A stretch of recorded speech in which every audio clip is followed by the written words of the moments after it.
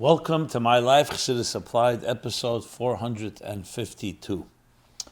This program is dedicated in merit of Baruch Binyamin ben Menucha Lana and Miriam bas Chayesar Altes, Kusil ben Leah Rochel and Rochel bas Liba Farkash, dedicated by Pinchas Todris ben Miriam and Sarah bas Rochel Altes.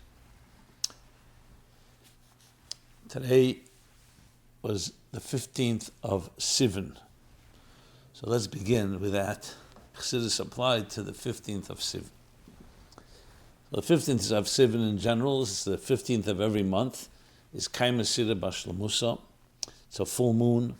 So it always has special significance, especially that the Jewish people are compared, compared to the moon. We count by the moon. We sanctify the moon. So the full moon symbolizes the fullness. That's why the holidays, the fullness of divine revelation. That's why the holidays are all on the 15th of the month. 15th of Tishrei, Sukkot. 15th of Nisan is Pesach. The 15th, 14th and 15th of Adar is Purim. 15th of Av, a special Lohi Yom Tov Yisrael Kechamisha Asa B'Av. Ukiyem Kippurim, the 15th of Av, the full moon after the destruction of the temple. But there's something specific in the 15th of Sivan connected specifically to Chassidus applied, and that was the day that the Frierdiker Rebbe was arrested in Tofresh Pei Zayin in 1927, arrested for counter-revolutionary activity, which meant basically doing everything he can to uphold and strengthen Yiddishkeit after the Bolsheviks, the communists, did everything possible to try to eradicate it, God forbid. So this was the day he was arrested. And obviously it was quite a sad day. Taken to the prisons, tortured, and all that came, as the Frierdiker Rebbe writes in his, what he called Besachte Gehenim, Tractate from Hell, literally, of his suffering at the hands of the Soviets, especially of the Yevsektia, the Jewish communists. And then miraculously, on Yud Beis, Yud Gimel Tammuz was the redemption, the Geula, which came almost a month later. So the 15th of Sivan ultimately turns out to become, like it is very often in Judaism, initially it may look like a very bad day, a negative day, ends up becoming the beginning of a new Geula, Chag Geula, that, as the Rebbe explains in many sichos, opened up a tzinner, a channel of new possibilities and new opportunities, both in the Soviet Union and then in the rest of the world as well. Actually, in 1967, after the Six-Day War, the Rebbe actually said that Yud Beis Tammuz opened the door to help the victory of the Six-Day War, to that extent. We've spoken about it in the past, it's in the different sichos. The Rebbe discusses this. So, what is its lesson to us? That no matter what happens in life, and sometimes something looks like you may end up being in prison, whether it's physical or spiritual or emotional or psychological, know that that's the beginning of redemption. And every setback is always meant to bring out Yeridat Sherech Aliyah. Every descent is meant to bring a greater ascent and elevation. And indeed, if you think about it, the full moon would be like not the appropriate day to be arrested, but ends up becoming a full moon, the full mazel, the light and the power of a Nasi B'Yisrael and a Nasi Huakel of Klal Yisrael. So we have to always look at the bigger narrative, not just the event of the moment, but what it led to. That's the most basic lesson. Since we're about the topic, let me just share a story that in the Tovshin Lamed Zayin was 50 years from the Geula of Yud Beis Tammuz. So my father, who was then the editor and publisher of the Allgemeine Journal, wanted to make a special Beilage, which means a special supplement, about Yud Beis Tammuz, 50 years, Pei Zayin Lamed Zayin. And he told the Rebbe about it, and the Rebbe said, a good idea. And he was going to gather new pictures and gather the story and try to get new details. Okay. And he asked the Rebbe, my father asked the Rebbe, could the Rebbe, l'chvivusa de milsa, because he's doing a special supplement, and people always like something new, could the Rebbe share some things from that time? Because the Rebbe was around. The Rebbe was living then in Leningrad, and the Rebbe was already officially engaged or was almost engaged to the Rebbetzin, Chaim Mushka. They would get married later in Tafresh Peites, 2 years later, but he was B'Teicha Inyanim is involved. So the Rebbe said to my father that he should go ask others, and he named he meant the Rebbetzin's sister Chana, and I think Chaim Lieberman, others that were around, and gather as much as he can, and then come back to the Rebbe, and the Rebbe may be able to add some things to what he's already learned from the others. So my father did exactly that, and it was the Rebbe Chaim Mushka that shared with him some details that were not known until then, and they actually happened on Tezvav Sivan, so the day of the arrest. So let me share one of the things that the Rebbe shared with my father. She said that evening of Tezvav Sivan, the 15th of Sivan, Tafresh Pezayin, 1927, she and the Rebbe were taking a walk.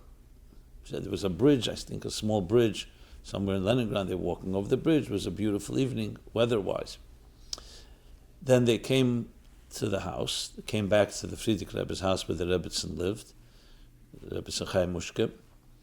And as she walked in, the Rebbe waited outside until she walked in. As she walked into the house, she saw there were people there. They were coming to arrest the Frierdiker Rebbe. So she immediately ran upstairs to the window, and as the Rebbe was walking away from the house, she yelled down to him. She said, "Wir haben guests. We have guests." That was clearly an indicator that these guests were unwanted guests. And the Rebbe immediately understood. So he ran to Chaim Lieberman, who was the Frierdiker Rebbe's secretary, to tell him that there's trouble. And Chaim Lieberman, I believe that's what the Rebbetzin told my father, that later the Rebbe told her that he swallowed a lot of notes, because there were a lot of secret plans and so on. And it was all dangerous, because if they found anything, it could be evidence, so to speak. So he swallowed some of it, and he burned some of it, he got rid of some of it. They didn't want to burn, because that alone would be a problem. So I don't think he burned. But they got rid of some of the notes. And that was the story. It was something that wasn't known until that time. When the Rebbe later, my father told the Rebbe, and the Rebbe said yes, as he remembers it very clearly. He didn't have anything to add. He said it's exactly as Moshe said it. Moshe is the Rebbetzins name. So it's just the Chvevusa de Milsa for the day of Tezvav Sivan, one of the details that was revealed then in 1977. As I said, to 50 years from the Yud Beis Tammuz. That's Tezvav Sivan. And the lesson, as I said, is pretty clear. Many lessons I'm sure we can learn from it, but that is maybe the most important lesson, is to know that the story is a bigger story, and we don't always see it till we see the end of the story. And it ultimately led to the Gula. Now, obviously, we are still in Golas, and we have Gimel Tammuz to contend with, and everything that has happened since. So we have to also remember that ultimately it will be the Gula. When I say ultimately, it should be immediately now. And Gimel Tammuz, which is also Chalta de Gula, the Rebbe calls that, the day when the sentence was commuted from death sentence to the Frierdiker Rebbe to exile. Ultimately, it was completely removed, and he went back home. Yud Beis Tammuz. So Gimel Tammuz also was not considered the best day either initially, because it was better than death sentence, but it was still going off to exile in Kastrama and so on. And ultimately, that turned out to be the Aschalta de Gula, because that was the first step that led ultimately to the Gula Mitis, to the Gula of Yud Beis Tammuz, and so shall it be now. Okay. This week is also Parshas Behaalotecho. So let's talk about Behaalotecho, some of the lessons from this week's Parsha. And so a lot of questions that came in. And it's a good opportunity to welcome and invite you to ask your questions. If you're new to this program, go to chassidusapply.com. Well, actually, this is for everybody, but if you're new, I'm announcing it. chassidusapply.com. We have a forum, completely anonymous and confidential, where you can submit any question. We cannot trace anyway who you are. If you want to add your email address because you want a personal response or in some way want to identify yourself, obviously you can do that, but you don't need to do that. And you'll also find there plenty of resources, including the archives of all previous programs, as well as the essays and the creative submissions during the contests that we held in the previous years, as well as other material, including material both on Samach Vov and Ayin Beis and Sadik Dalad and different Hemshechim and Chassidus that I've taught. And I continue to teach a daily class in Ayin Beis, which you're welcome to participate in every morning at 9:30 a.m. New York time, Sundays at 10 a.m. And that the details can be found on at ChassidusApply.com, a live Zoom and a live YouTube. And as I said again, many resources. Please take advantage of that. So, let's talk about Parshas Behaalotecho. As I've often noted, this is a parsha that, it's hard to say the word favorite, but it covers a very favorite, a very powerful theme that the Rebbe emphasized time and again. And the Rebbe continuously referred to the beginning of this parsha in capturing this idea. And that is the idea of Aveda B'koyach Atzmei. The effort that we generate, that we initiate, the human being. Not that is given to you, but the one that you initiate through your efforts. And it's based on the Rashi. Why does it say Behaalotecho Saneres? Not Behaalotecho. You kindle, you ignite, you light flames. Hadloka Saneres. Why does it say Halah? To raise the flames, to elevate the flames. So Rashi explains from the Medrash, because the mitzvah was that the Kohen Gadol had to wait until the flame, until the flame rose on its own. When you light a flame, it takes a second for it to catch until it burns on its own. So he shouldn't rush and move to the next one. He should wait till it starts burning on its own. That's why Behaalotecho. So the Torah changes a word. So the obvious question is, why is it so significant that it rises on its own? And if it burns out, what's the worst thing? You go back and light it again. No. Because lighting the menorah symbolizes and signifies all Aveda Sa'adam. What is the Aveda of a person? The work of a person is to ignite and light the Ner Hashem Nishmas Adam. The soul, which is like the flame of God. It also refers to the work we do in inspiring others, to ignite and inspire others to light their, or ignite and fan their flames. And with what flame? The flame of Ner Mitzvah v'Torah Er. Mitzvah is compared to a candle, and Torah is compared to light. So every form of education, every inspiration, every way of touching another person, including ourselves, is captured in the idea of lighting the menorah, to be Neres Lahayir. Flames that illuminate, candles that illuminate. So the Torah is telling us that there are two ways to do that. You can ignite somebody, but they're not really empowered to stand on their own feet. Says the Mishnah, V'hemidu talmidim harba. Not just v'yilmudu, don't just teach many students. Himidu, what does himidu mean? Himidu means make them stand upright, make them stand on their own feet. So you can teach someone knowledge, information, data. You can answer their questions. And you can teach them methodology. Not just what to think, how to answer a question, how to approach a subject. So the first way, yes, you give them a lot of information. But can the students stand on their own feet? Can they light on their own? Meaning, if they're in a situation and the teacher is not there, can they answer a question where they taught a method? And that's a whole different level. That's not just teaching information. That's transforming, empowering the student, the child, ourselves. So that's why the Torah comes and says, that's why it's so critical. Because it's the real sign that you really had impact. It's a sign that you own it, that it's yours. A person desires more one measure of their own than 9 measures that you receive from another. Even though 9 is 9 times as much, but it doesn't have the qualitative, the echosdika, internalization and integration that comes with something that you rise on your own. You see it in education, you see it in inspiring children, students. When you have them do something, you challenge them, incentivize them to do something, their own project that they initiate. It's a whole different level of education. And of course, empowers them as they get older and they leave school and they go on in their lives, whatever they're doing, they've empowered. They've become transformed to be themselves now a flame that can in turn light other flames in the same manner.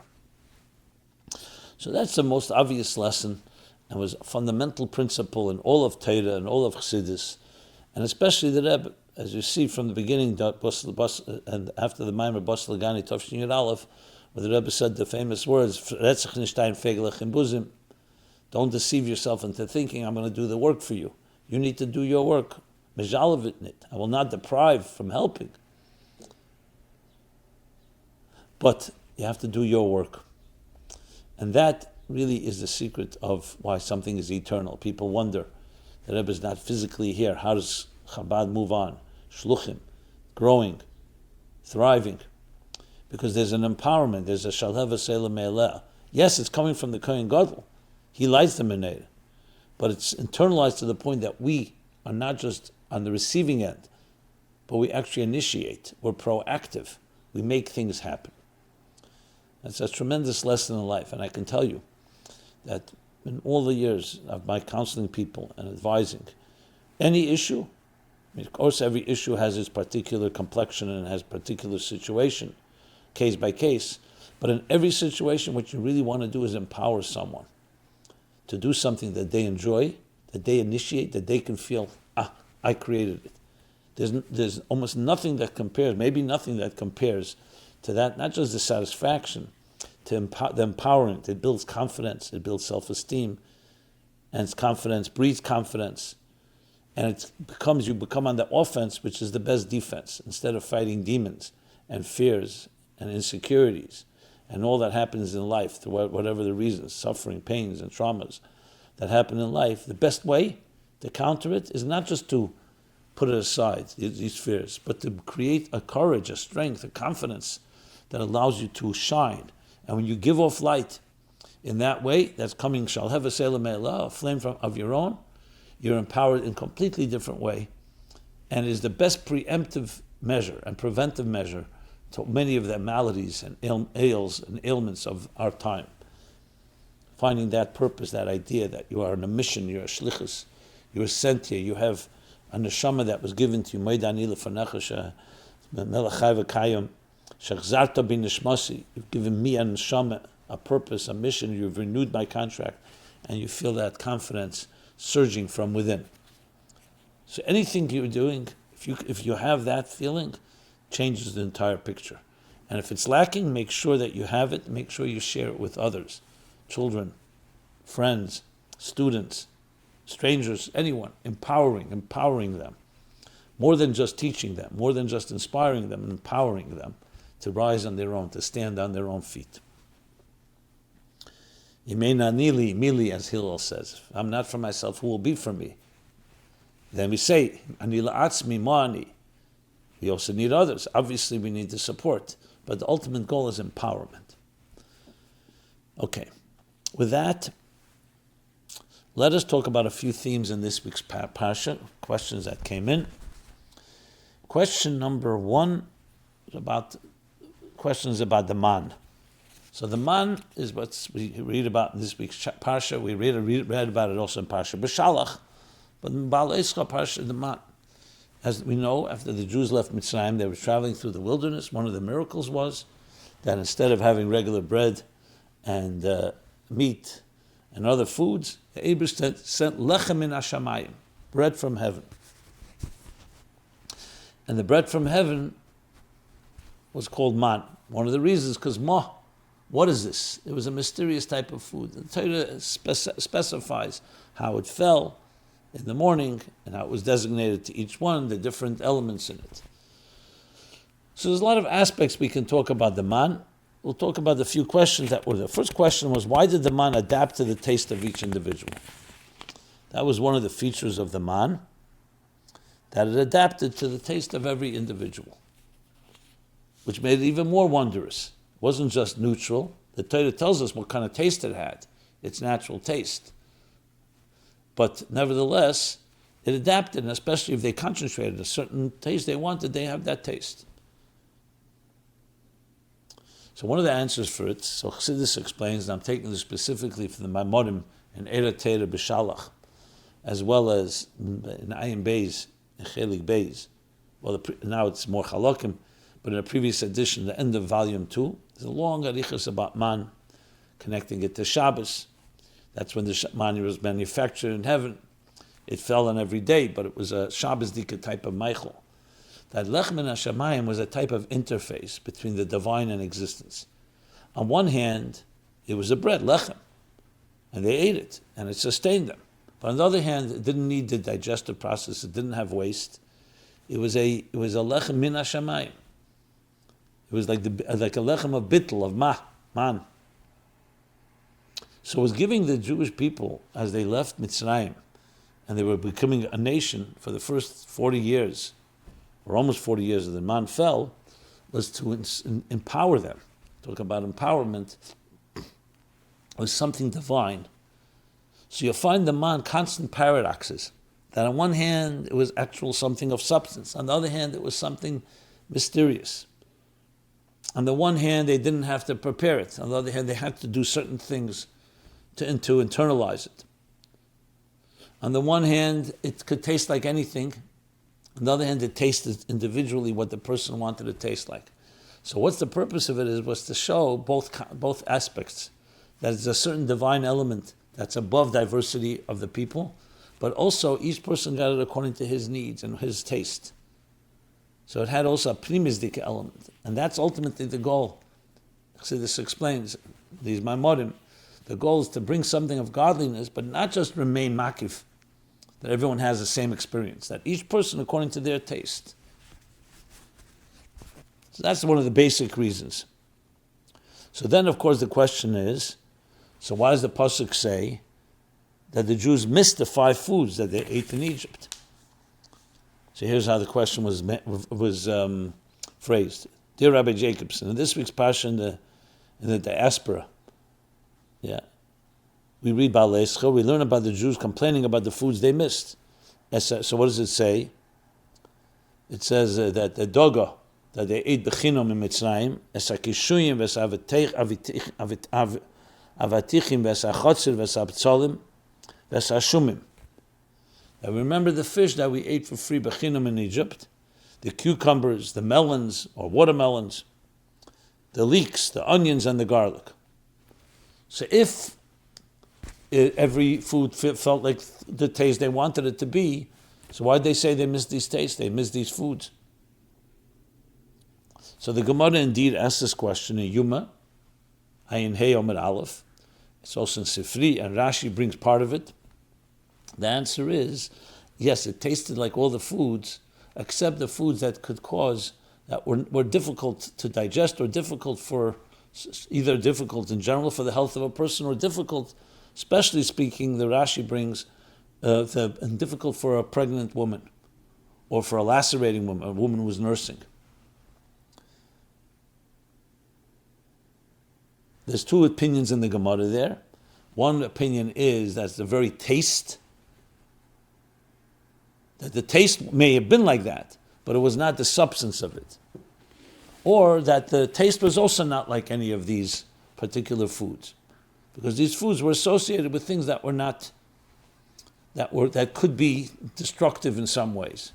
So the Rebbe has a whole sikha on this from Shabbos Parshas Behaalotecho and Shlach Tovshin Chav Ches.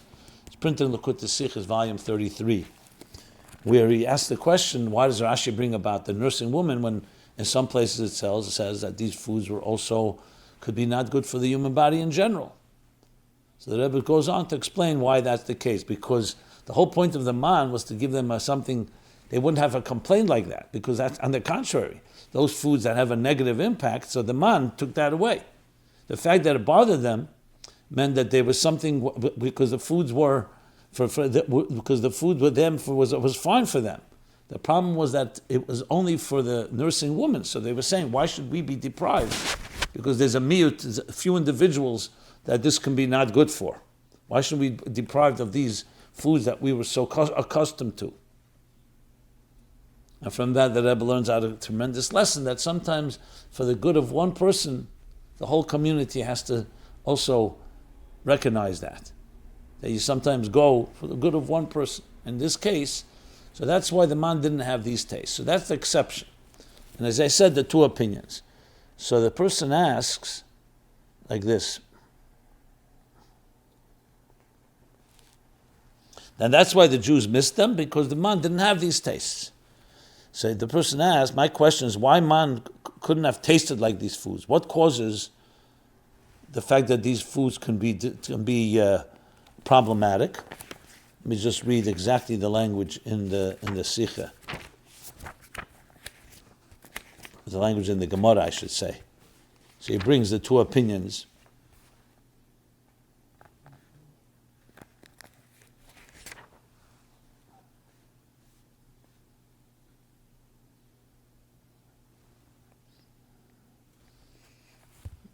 So there the Gemara says, did it change? Did just the taste change, and not the actual substance or the chemical substance of these, or also altogether, even the taste was not similar to that?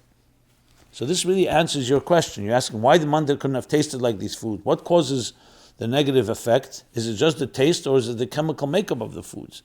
In other words, if the man really tasted like these foods, but wasn't actually these foods, would it have caused the same issues for a nursing woman, for the children, for the babies? Or are we to learn from this that the man actually changed its chemical structure to become the foods the man tasted like? So this is what the Gemara is addressing. The Gemara itself addresses these two opinions. The Rebbe doesn't really address that, the sikh of the two opinions. What's the difference between them? But bottom line is, that's what the Gemara addresses. So you could say both ways. Remember, the taste also reminds you of what it's like. So maybe the taste itself is not what causes anything negative. The Gemara's lashon is shehen koshim lemenikes. They're difficult for a person who's nursing. So the fact is, the taste also reminds. But you could say one opinion that the taste was a taste, but it didn't have the effects. But regardless, the Jews complained because they said, why should it be our problem? And the answer is because Avos Yisrael, the care for one individual, even if there's a few nursing women, all the Jews this was taken away from them, these tastes. But the end of the day is every other taste of food was absolutely there in the man. Okay. So that covers the man. Another thing we learn in this week's Parsha is about the Levim, the Dafka in the Midbar only. There was a Hirah that year that the Levim had to shave their bodies every day. So someone asked the question, why were the Levites commanded to shave off all their hair? How could having a hairy chest adversely affect the service in the Beis HaMikdash? So Chassidus brings and explains this, the Tzemach Tzedek in Derech Mitzvah Sefer HaMitzvahs, Mitzvah Tigalachas Mitzera, where he talks about that a Mitzera, after he gets purified and cleansed, one of the things is you shave off his hair. So the Tzemach Tzedek brings, this is Maimonim from the based on a Maimon from the Alter Rebbe, all the paradoxes we find in Torah about hair. Here you shave off the hair, regarding the Mitzera. Same thing during the Midbar, the Levim, you shave the hair. Talk about women, Sar Be'isha Erva, that they cover their hair after marriage. But you don't cover their hair before marriage. A man is supposed to cut his hair short. A woman does not care to cut her hair necessarily short. On the other hand, a man grows a beard, and a beard is a holy item. It's a holy part of the person. So you see here, is hair something to be cut? Is this not be cut? And under what circumstances and not circumstances? So briefly, he explains, here in language of Chassidus is Moshe Meichen. Just as the hair grows out of the head, there's also hair throughout the body. We'll talk about that in a moment.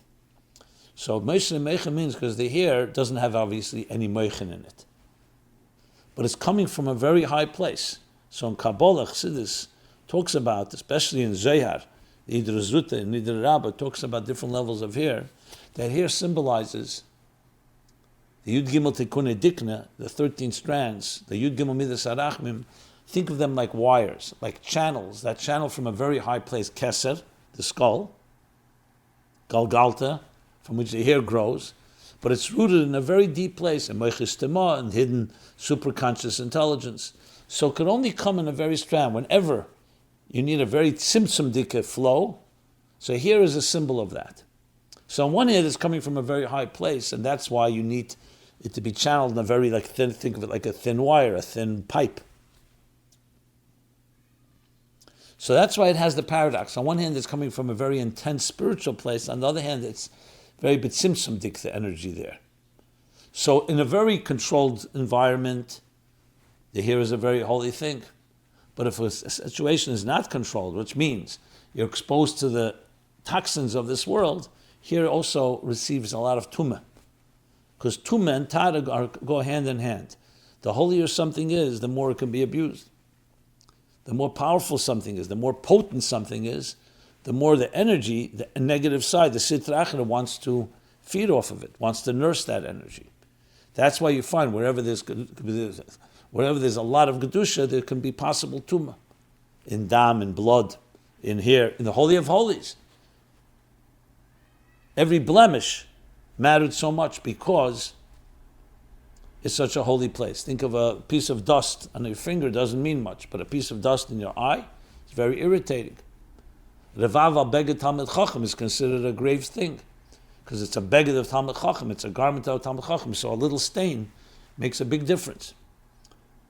So we talk about here, that's why. So in a case, for example, where sexuality is active in husband and wife's life in a sacred way, you have to be very careful. It's like going into the Holy of Holies. And here, therefore, needs to be very clearly, very carefully regulated.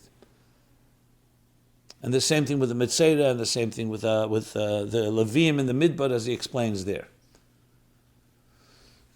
Levim in the Midbar was just a one-time thing. It's not something that they had to do all the time. But especially that first year, or those first years when they were in the Midbar, I should say, when they were serving. So every little thing had to be taken care of very carefully. And this explains many things about here, which really deserves its own discussion. I don't want to go into it right now because it's not the theme, but it explains this and many other matters.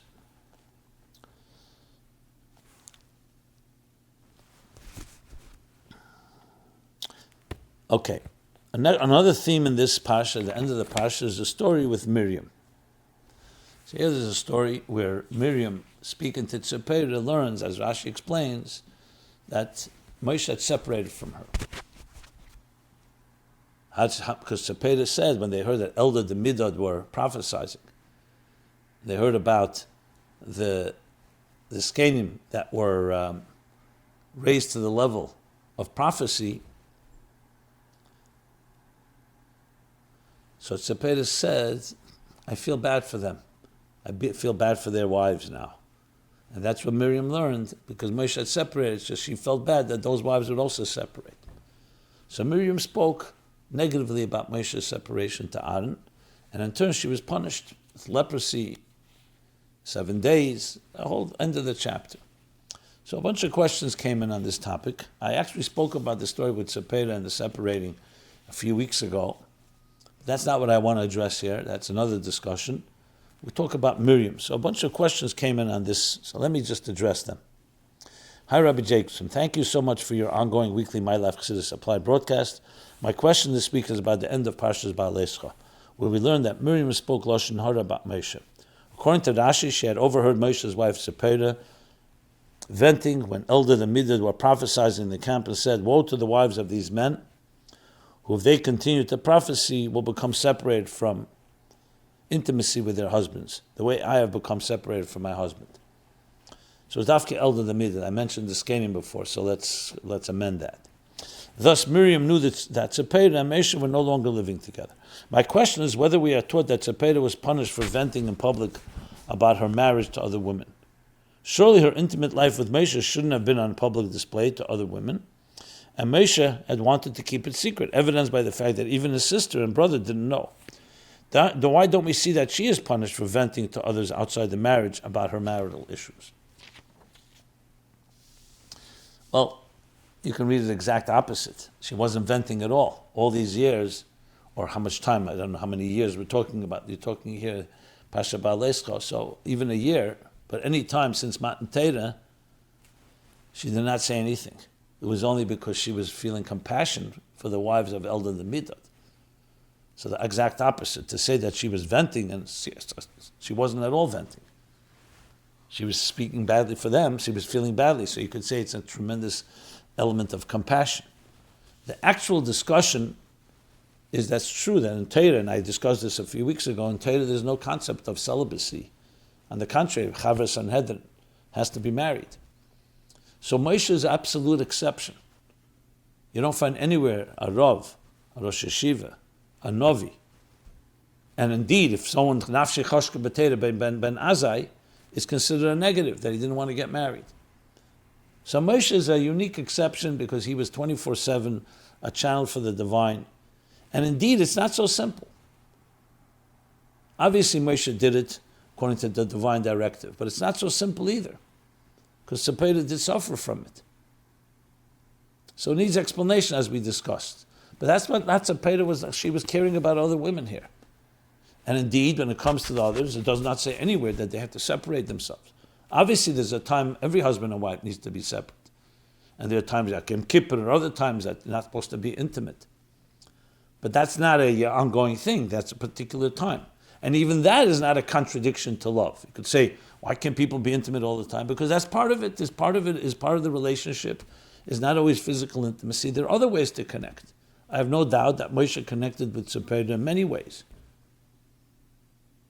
But this aspect, that was what she was concerned about. So she was not being punished for what? What did she do wrong?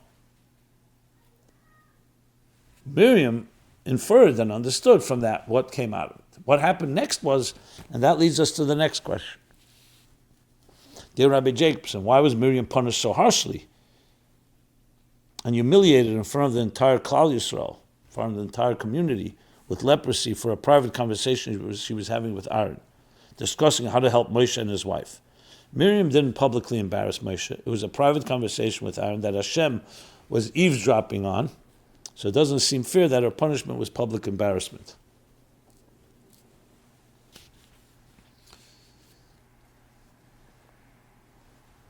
And I'll couple this with the next question. Why was Miriam punished for asking Moshe not to separate from his wife, but she was lauded and not punished for asking her parents, Amram and Yocheved, not to separate, and disrespecting her parents by accusing them of being worse than Pari? So let's deal with one thing at a time, and then there's yet another question, a few more questions in this vein. So this has been discussed in different commentaries, different people to understand. Remember, the fact that the Torah tells us this is also critical. There are a lot of things that happen that we're not told about in the Torah. So here there's a lot of different angles here. That Miriam was a tremendous neviah, a prophetess, is clear. The Mesiras Nefesh she had. She was the one that actually told Amram, when he wanted to not have children after the decree, that all the male boys would be killed and thrown in the river Nile by Pari. She says, you're doing worse by not having children at all. You're doing worse than Pari. Pari only decreed male boys, and you're also stopping girls from being born. And then how she was sent to watch over Moshe Rabbeinu, the sensitivity. We see by Shiras Hayam, which she led the women in song. She was a neviah of the highest order. The fact that the Torah speaks this way about Miriam has to tell us what's going on here. She suddenly changed? Obviously not. So a similar question can be asked about Moshe. The great crime of Moshe, the only thing that the Torah tells us, that he hit the stone instead of speaking to the stone. In Parshas Chukas. And because he changed what God said you can't go into Eretz Yisrael, and all the consequences that came. Hitting a stone and speaking to a stone are both equally miraculous to get water out of a stone. Try it out. Moshe, the first time Hashem told him to hit the stone. So he thought maybe he didn't hear. So he tried. He wanted to make a Kiddush Hashem. People are watching. He's speaking to the stone. It's not working. So he hit it. And yet, for a level of Moshe Rabbeinu, that high level, like I said before, the Vav al Beget Talmid Chacham, when you're a very high level, every little thing matters, especially when others are watching. Because Miriam was such a great woman, and it was in her compassion, she was caring about the wives and caring about Tzippora, but she was still talking about Moshe Rabbeinu. the man of God, the man who stood before God. And she did not check with Hashem or Moshe. So for another person, it may have been actually a tremendous act of compassion, as it was for her. Her intentions were good. But she spoke to another person, Aaron. Whether it was completely private and no one knew about it, that's a question. Even if it was, but it was heard by another person. She didn't just think it. No, so it wasn't God eavesdropping. She spoke about it. So we're talking about such high-level people, even that subtly is something. So it sounds like a harsh punishment, but it was teach us all a lesson, teach her a lesson, teach us all a lesson. You're talking about a Rebbe, you have to be careful when you speak about a Rebbe. Even if you have good intentions, because you don't know everything. Certain element of bittul. We know merida b'malchus, man de machve kama malke. Even if a person makes a little twitch in front of a king. Why? Because when you're talking ein eid milvadeh, let's talk about the Eibishter now. Every little thing, it's not a matter of how much you've done. A little thing, a little blemish is already a very serious thing. Same thing with tzaddikim teimim lebeirim. Same thing with Moshe Rabbeinu. And the Torah is telling us, because it wants us to understand the standard that we're dealing with here. Now the Torah itself criticizes Moshe, when like I said about hitting the stone. But that's the Torah, that's the Eibishter, that's not Miriam. So we're told a story. This is not to belittle or in any way be negative about Miriam. That's not the point. The point is on the contrary, because of her great level. So that's why it's not a contradiction at all.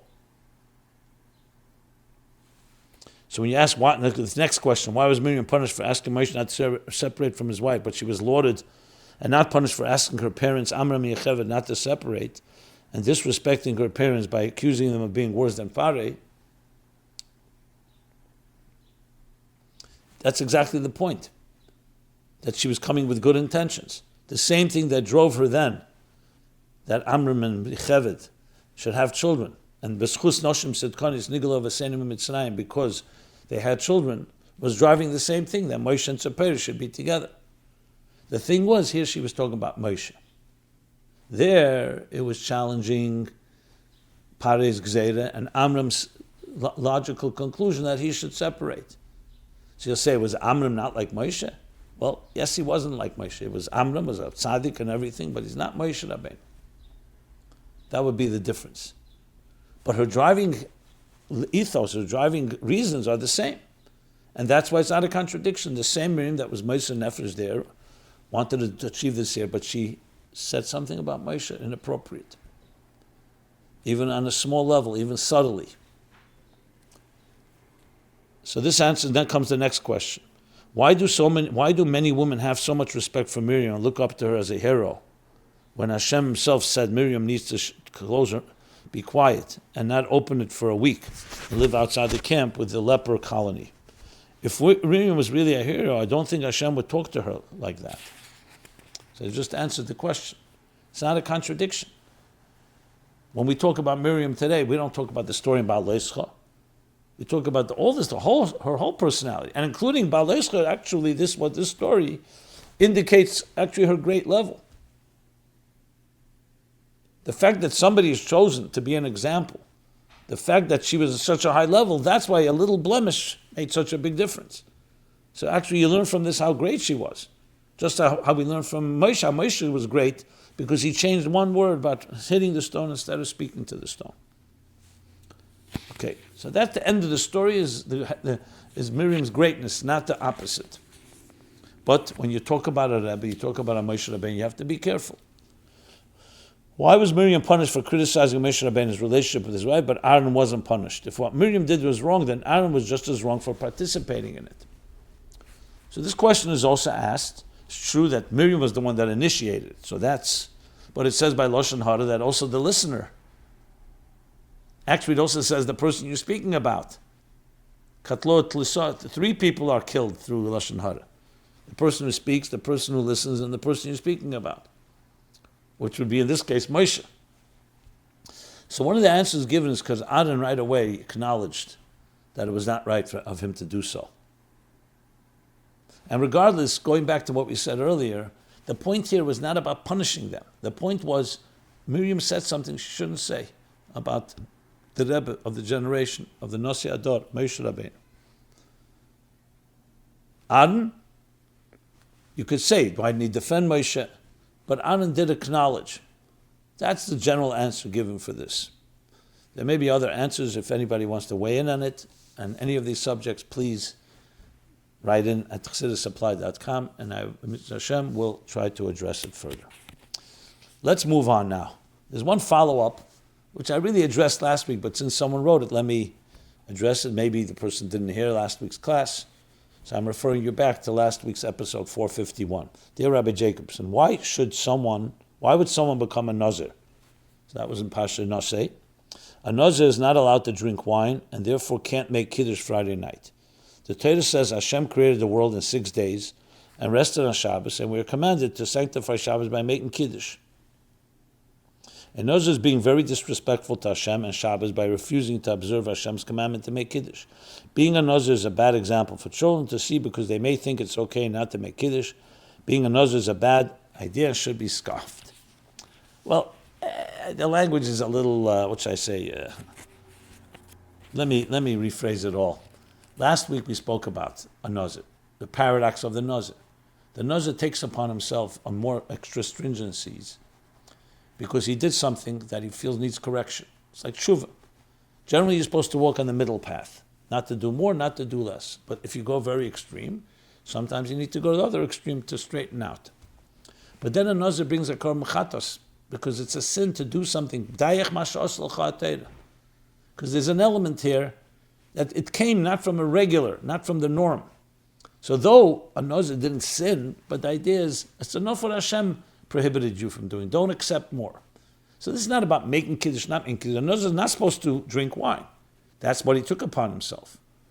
But as a result, yes, as a result, he gets his tikkun, his repair, but it's not something that is looked at everyone should be doing. And as we discussed this last week, that when it comes to these areas, it's case by case. But like anything, as a person goes too much to the right, they may have to go much to the left to straighten it out until you get to the middle path, as the Rambam explains. Okay, let us talk about this now. Since after Shavuos was usually the time whenever the Rebbe would speak about going the summer months beginning, school is almost over, people going to summer camps, bungalow colonies in summer. So the question is asked about summer. How should we utilize the summer months? So I remember as a child we would always get the talks and tales, the shmuzim mit kinder, and there was always summer months. It says summer is a time where you relax your body more, it doesn't have the same responsibilities, school and other things, in order to exercise your soul. That was always the theme. I don't remember the exact language. In other words, the summer months are not a time to take off from your neshama, it's a time to take off from your guf.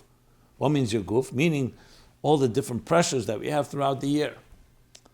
So you have more relaxed time. So basically that's what the summer is, to use it more for Avodah Ruchnis. And indeed it says in Chassidus, in my Morim, it says that it's easier to serve Hashem in the summer months. The question is asked, don't we find that one of the reasons we learn Pirkei Avos between Pesach and Shavuos and then afterwards throughout the summer, Yesh Neigin, is to counter the temptations, the taivas, and other things that come up in the warmer months. So it's not a contradiction. Because whenever there's more koyach, divine koyach, like I said, there's always the other side comes to try to feed off of it. So the negative side comes in the summer months and the warmer months to abuse that type of time. So we have to be more vigilant.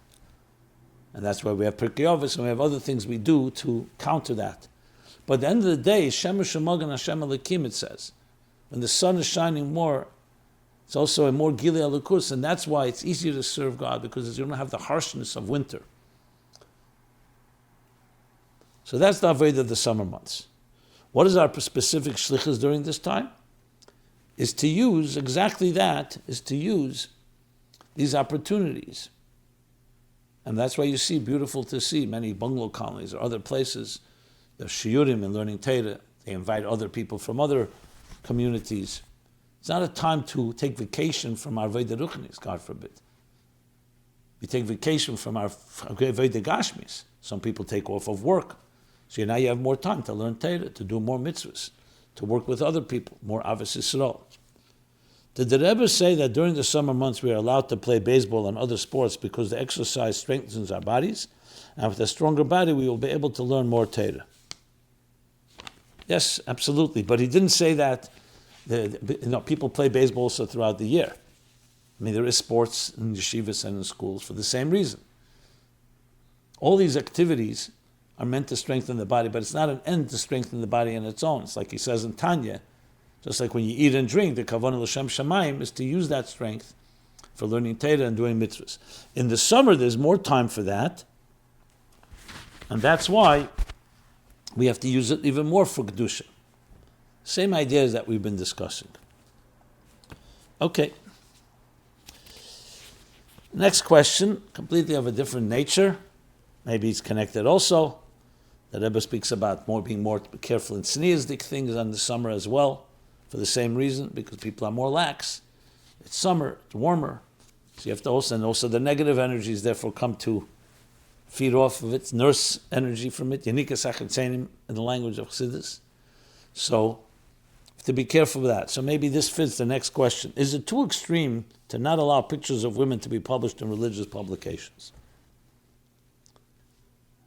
In modern day zealotry such as deleting women out of photos in religious newspapers or placing stickers over advertisements that have photos of women, even when the women in the photos are dressed completely modestly and appropriately, is that a sign of too much gvura and not enough chesed, similar to how the students of Rabbi Akiva behaved? And what is an appropriate way to correct this behavior and have the proper balance of chesed and gvura? Okay, so here we're touching upon, as you know, I don't get into halachic comments, meaning halachic decisions or rulings, that you have to go to your local rav, an authority that you trust and respect that will look into this halachically. But I will lay out some general guidelines that give it some framework here, how to frame the question, how to frame the discussion. So there's a Gemara, the famous Gemara, that talks about looking at even the picture of a woman. The Rebbe actually addresses it when the picture of the Rebbe Tzachai was published. So the Rebbe writes to Arav, who brings the Gemara and says, how could you publish a picture? And the Rebbe says that when it comes to the Rebbe, on the contrary, all those elements that are the Gemara referred to negate looking at a picture don't apply to tzaddikus, as the Rebbe explains it. But there is that Gemara. And based on that, there are religious so-called periodicals and magazines and newspapers that won't publish the picture of a woman. Now, is that correct? Is that an act of zealotry, or is it based on that Gemara? So I would say each of them should talk to, and probably have talked to, their Rabbanim and the standards. Remember, tznius is also the standards of a community. The fact of the matter is there are many newspapers and there are many magazines and online that people could see a picture of a woman. Unfortunately, you could see even more than that, much, much worse than that. But that's not what a Torah person is publishing and what a Torah person should be looking at. But the question to print a tzniusdik, a picture of a woman or a woman's gathering that doesn't have anything that's not modest, that I would defer to the rabbis. So this could be a question that's up to the standards of a community. That's one way to frame it. And that's why one standard may not be in others. And you'll find some magazines, newspapers that are printed by from Jews and observant Jews that do have pictures and some that don't. And it's not necessarily a contradiction based on the standards of that particular community. On a personal note, being also the publisher and chairman of the Allgemeine Journal, taking over my father's position that he did for so many years, he did print pictures of women. But there you could argue that Allgemeine was not necessarily a frum newspaper. Even the publisher and the editor was religious, but that was not its standard. It was not to do anything, God forbid, to break halacha, or opposite of frum. But for someone that doesn't feel that standard, they shouldn't read that newspaper. So everyone has to make that decision if you're a publisher. If that's your audience of people, that's their standard, then you probably won't do it because you want to have readers. So I think this should be spoken about again in a more balanced way, halachically, what is the right thing to do. It shouldn't be seen as a witch hunt against anyone who does publish pictures like that. And the other extreme also, if someone that doesn't, They may have their good reasons, and maybe that's their audience, and that's what the Rabbanim say. We have to respect that. That's the tone I would suggest we take when we address this issue. And like everything, it could be resolved when you think that way. You don't want to look at something, you're totally entitled not to. If something doesn't fit your standards. Some people would say looking at any newspaper or magazine, even a from one, is not. It's not limud Torah. Limud Torah is looking and learning Torah, not reading the news, even if the news is written by from Jews. If you want to really go standards, higher standards. So this has to be addressed, as I said, case by case, and by the right proper authorities. Okay. So here's a question, it's a Chassidus question, about God and nature.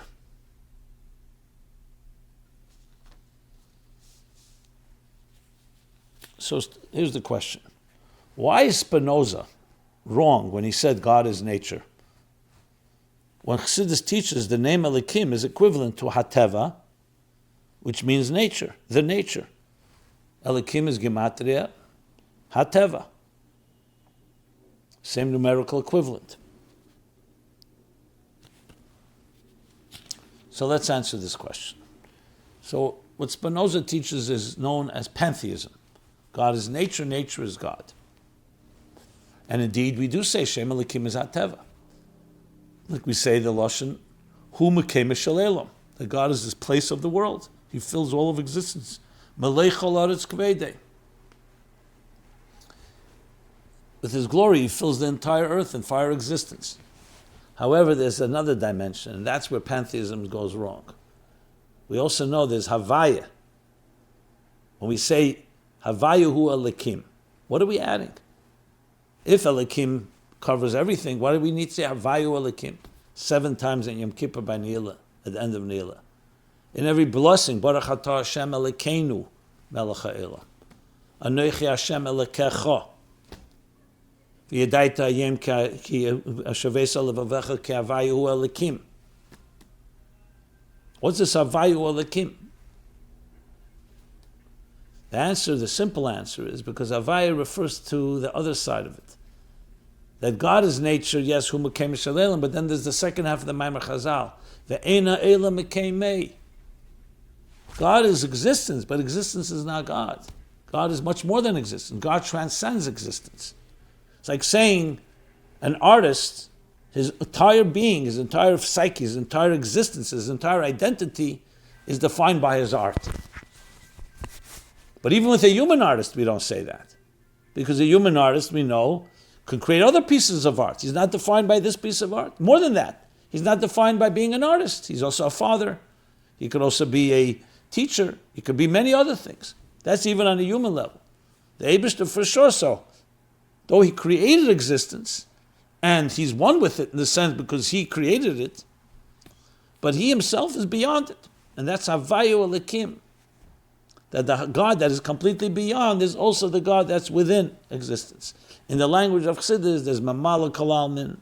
That's the divine that fills existence, that permeates, the immanent energy, Pnimi. There's Seviv Kalalmin, the God that transcends existence. Seviv Kalalmin, Shava, equalizer.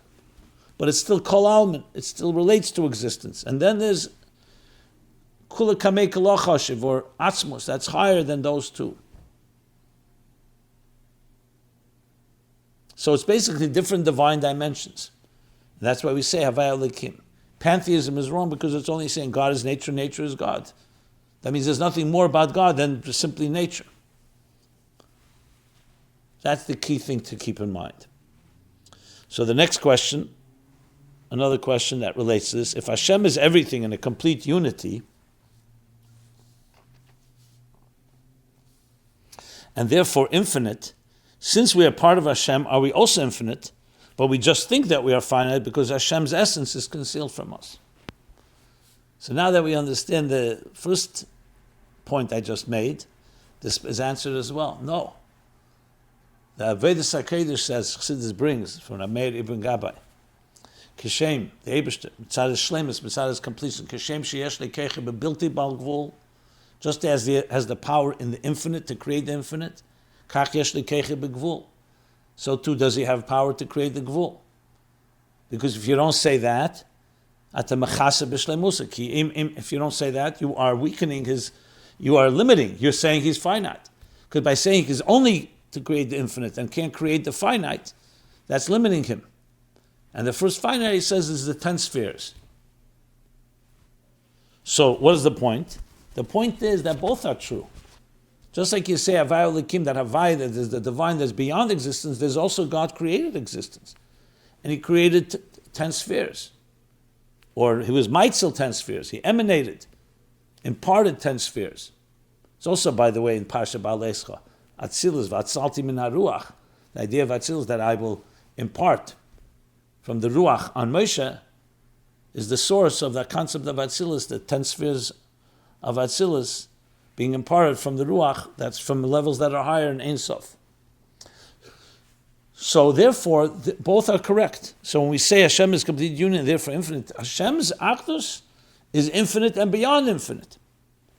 We are part of Chelik Elokim and Mal Mamish. And you say, since you're part, Chelik also means Chelik.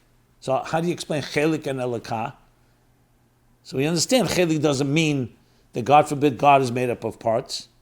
It means we manifest the divine itself in the Chelik. And Chelik Kshatefes Bechelke, Etzem Kshatefes Bechelke, Ktefes Bekule. And an Etzem, when you grasp part of it, you grasp all of it. So there's an infinite within the finite, so to speak, or in the language of Ayin Bey, is that the finite is one expression of the infinite possibilities. So we're actually, finite is a real thing. The Bereshis bara Elokim Hashemayim v'sa'aretz, that he created a finite structure, is real. It's not an illusion. If you really go to the source of it, you realize that the finite, from God's perspective, is just another expression of the infinite. That's correct. And in that sense, when we elevate through Avodas Hashem, we could come to experience that. The infinite packaged within the finite. But it's important to understand that we do have an element that is finite, at least from our perspective. And even from God's perspective, he recognizes and respects. We say, for example, that Kriyas Yam, Kosher Kriyas Yamsuf. Zivug, to marry off a couple, to bring together a couple, is as difficult as parting the sea. Why? For God, it's difficult to part the sea. He created the sea, he created land. But once he bound himself, so to speak, once he created the laws of nature, he himself does not defy them. He suspends them, but only limit. That's why by Kriyas Yam, he didn't just say walk through the water. A wind came and caused the water to stand like a wall. Why do you need all that? Could have just made them walk on water or walk through the water without all this, because as much as possible, God respects the very structures that he created, because these are his structures. So it's true.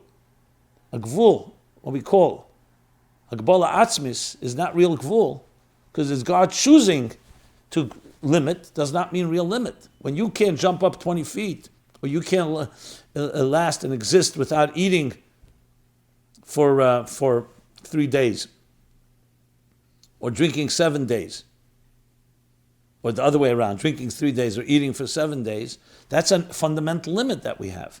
That's the structure. And when we talk about halacha, mitzvahs, Pesach begins at a time and ends at a certain time. And it's the difference between life and death. Eating chametz, not eating chametz. Or Shabbos begins at a certain time. These are etched in stone. They're not something you say, oh, it's really bleak wool and you can find Shabbos in the middle of Sunday. And yet there is still the infinite within that finite. But the finite is specifically designated. It's called shiurim and midas.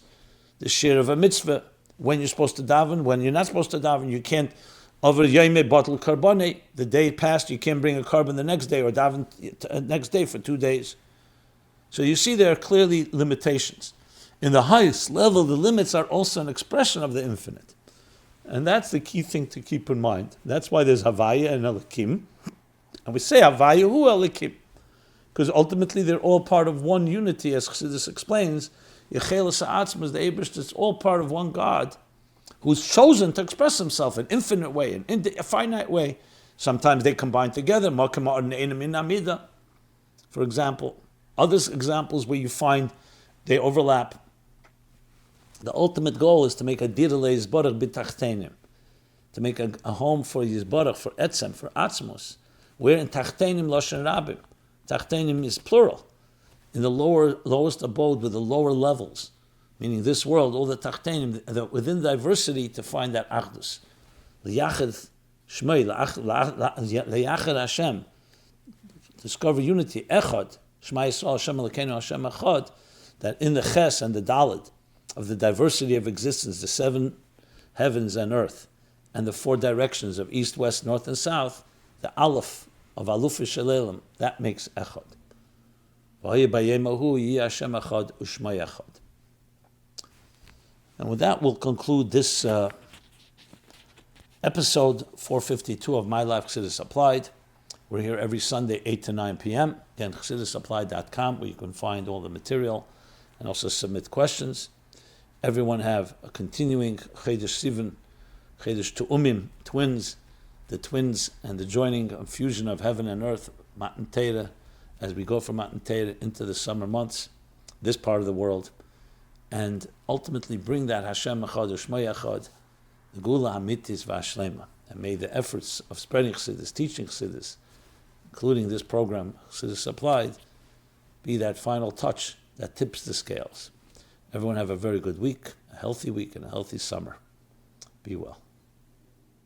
This program is brought to you by My Life, Chassidus Applied. Please help us continue our programs. Make even a small contribution at ChassidusApplied.com/donate.